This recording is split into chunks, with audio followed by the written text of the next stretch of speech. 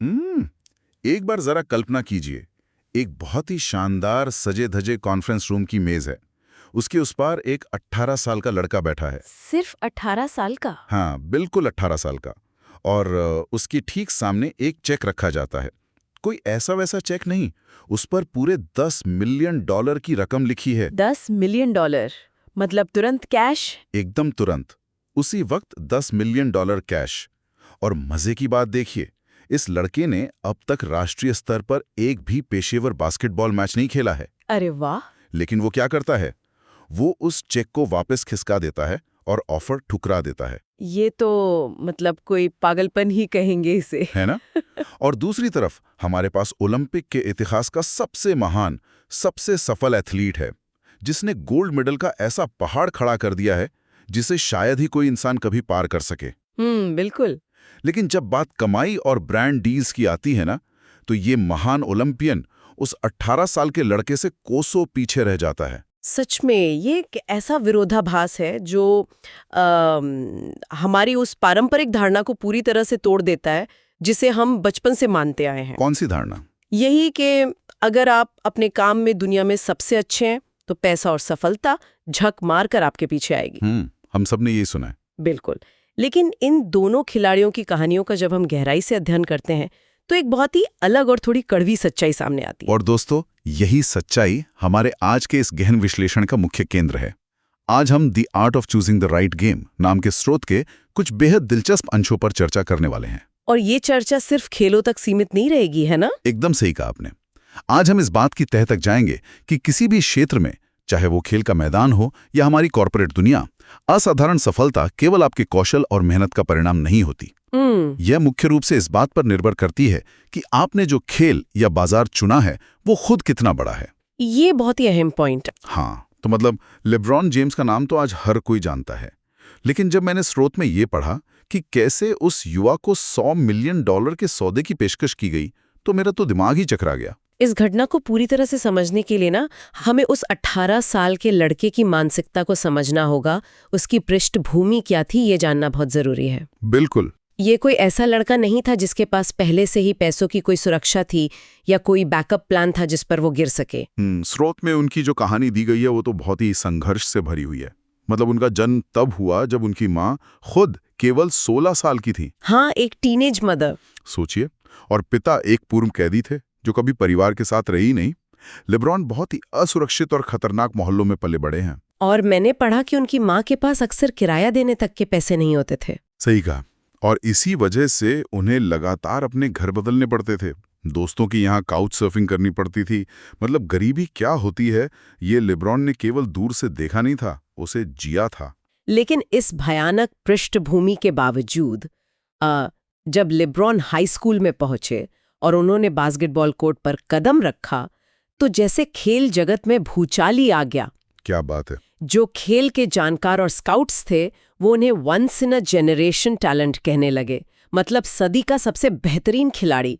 उनका कद, उनकी गति, सब कुछ इतना असाधारण था कि उन्होंने कॉलेज जाने का पारंपरिक रास्ता छोड़ दिया। सीधे एनबीए ड्राफ्ट में। बिल्कुल, उन्होंने सीधे एनबीए ड्राफ्ट में जाने का फैसला कर लिया। और बस यहीं से असल पागलपन शुरू होता है।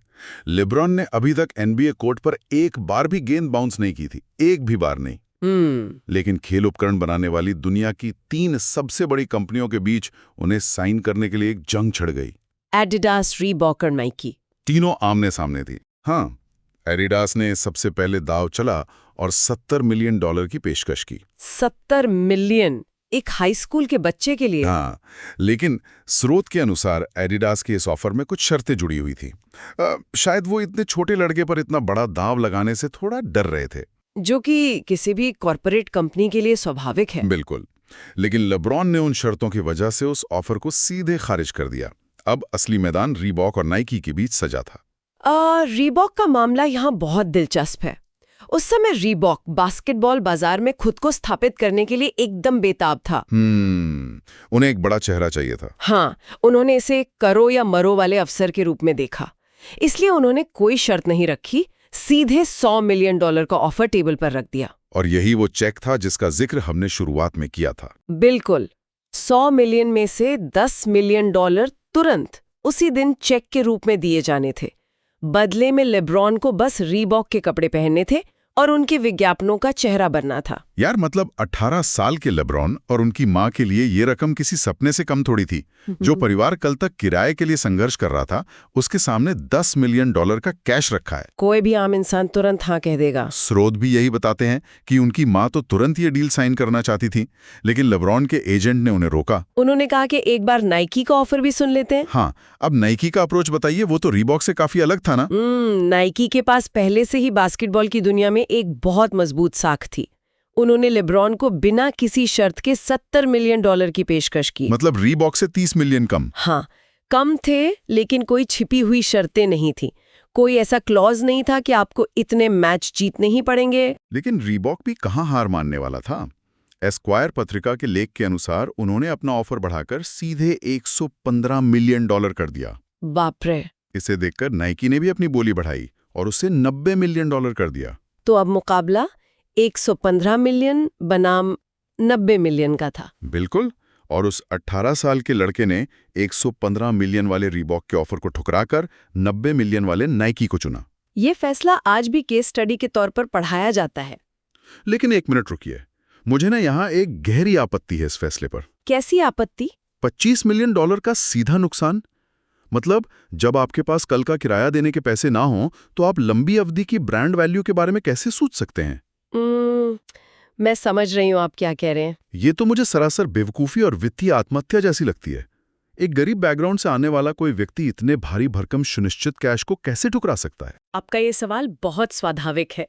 सतह से देखने पर ये $25 मिलियन का नुकसान एक बहुत बड़ी गलती लग सकता है। हाँ, बिल्कुल लगता है। लेकिन हमें ये समझना होगा कि लेब्रॉन जेम्स उस उम्र में भी केवल एक एथलीट की तरह नहीं सोच रहे थे।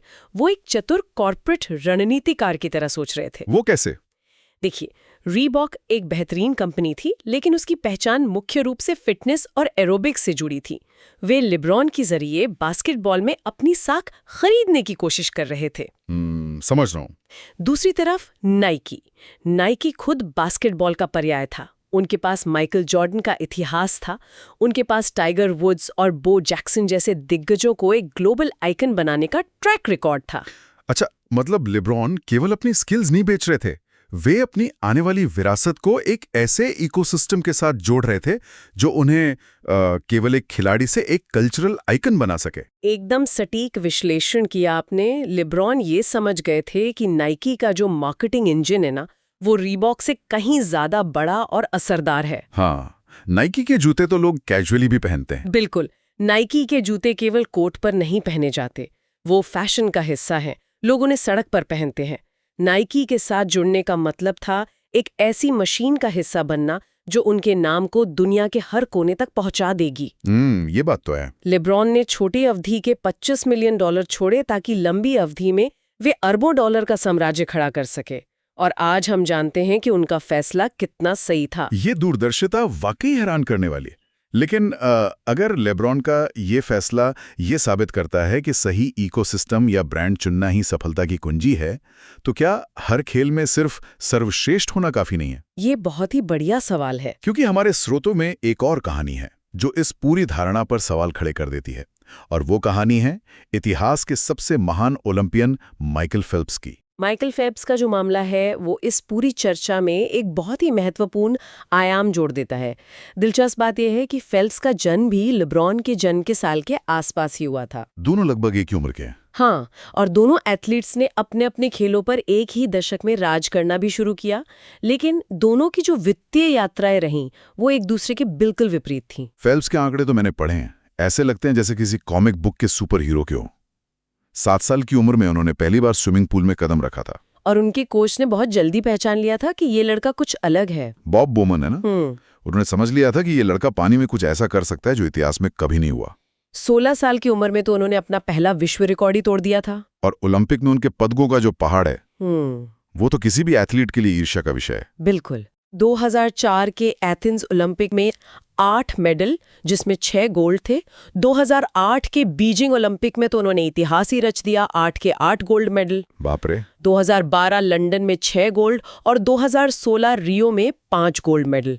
कुल 28 पदकों के साथ पूरी दुनिया के खेल इतिहास में उनके आसपास भी कोई नहीं फटकता। वो सच में पृथ्वी पर सबसे महान एथलीटों में से एक हैं। इसमें कोई शक नहीं है। अब यहाँ वो विरोधाभास आता है जिससे मेरा दिमाग खराब हो गया था। जहाँ एक तरफ लेब्रॉन जेम्स को बिना कोई राष्ट्रीय मैच खेले ही नाइकी से $90 मिलियन की डील मिल गई थी, वहीं दुनिया के नंबर 1 तैराक 28 ओलंपिक पदक जीतने वाले माइकल फेल्प्स को अपना पहला बड़ा ब्रांड एंडोर्समेंट साल 2009 में जाके मिला। 2009 मतलब 2004 और 2008 के ओलंपिक में इतिहास रचने के बाद ये बात हजम करना बहुत मुश्किल है यार। सुनने में अजीब लगता है ना? बहुत अजीब।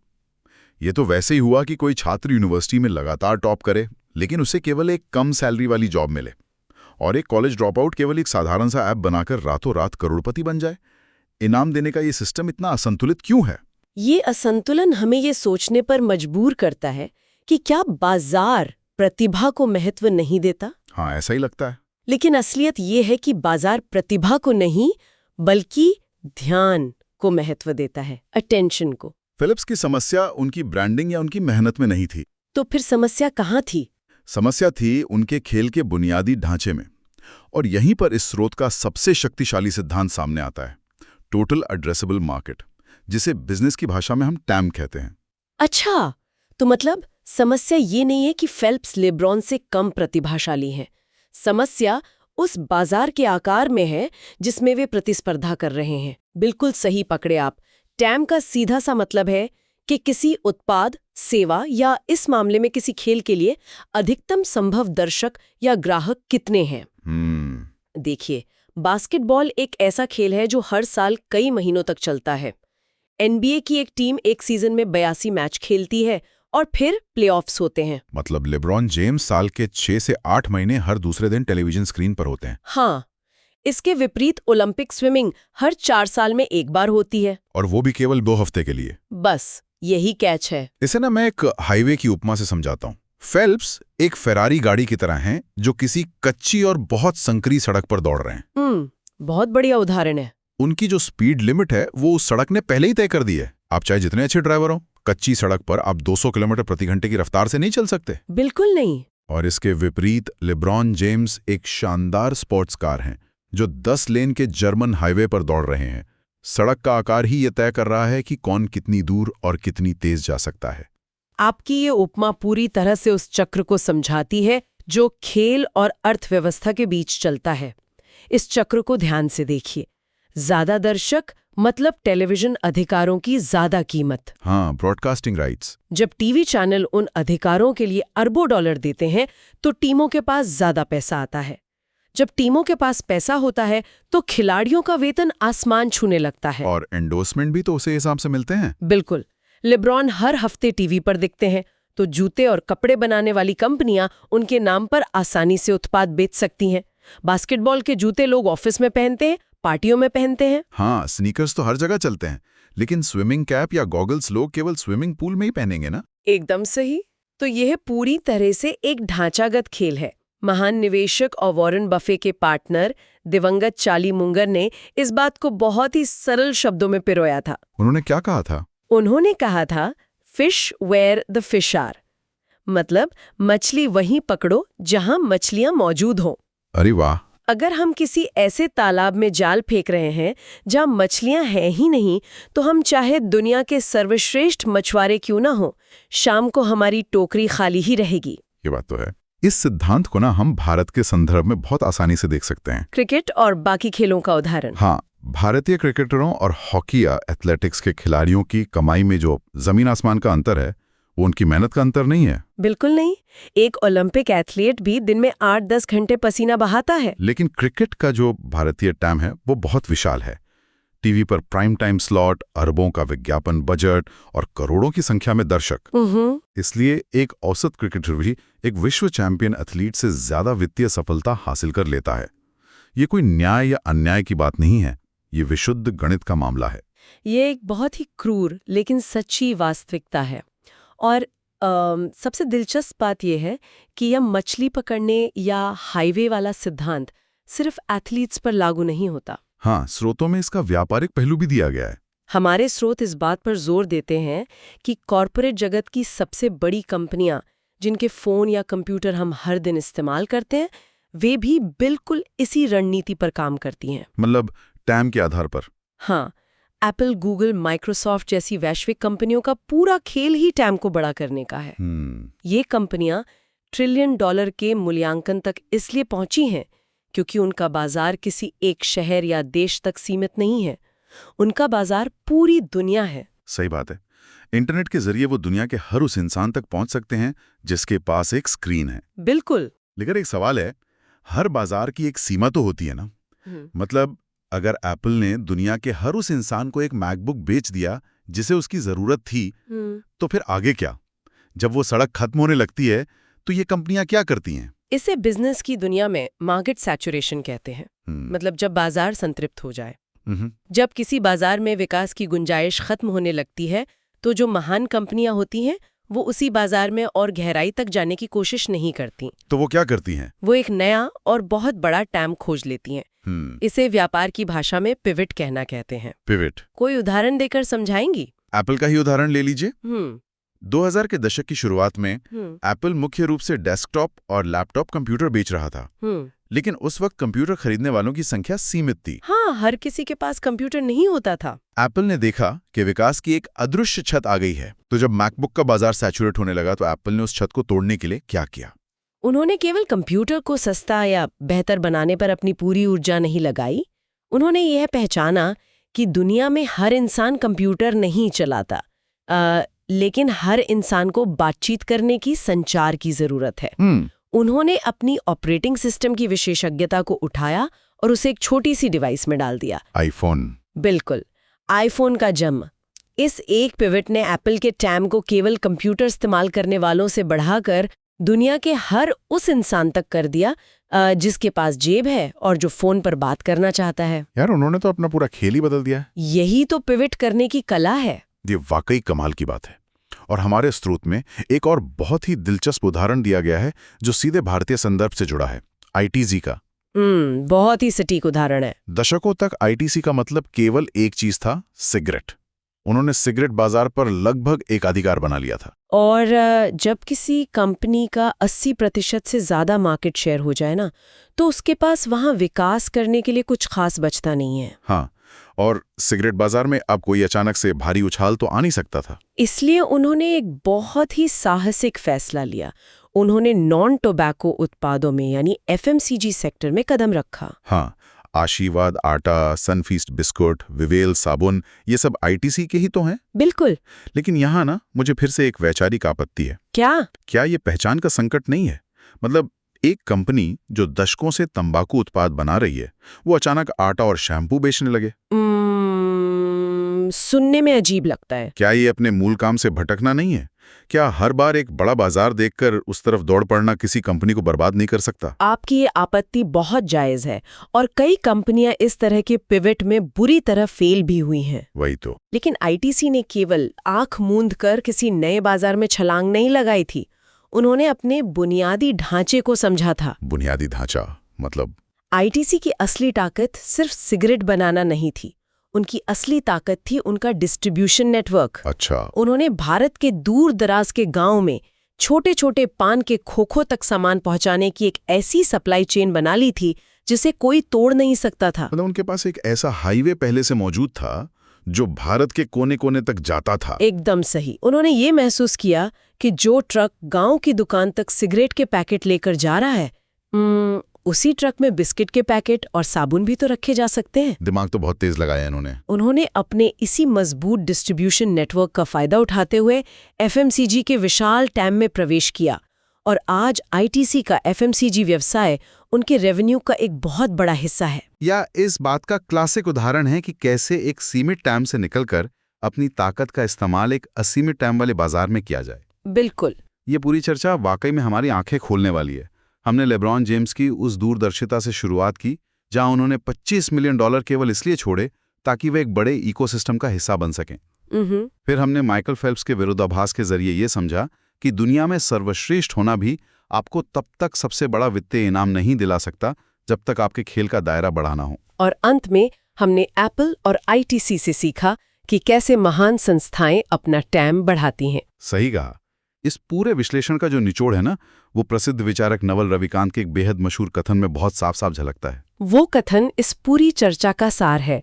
उन्होंने कहा था, What you play is more important than how well you play them. Which games you play is more important than how well you play them. बिल्कुल।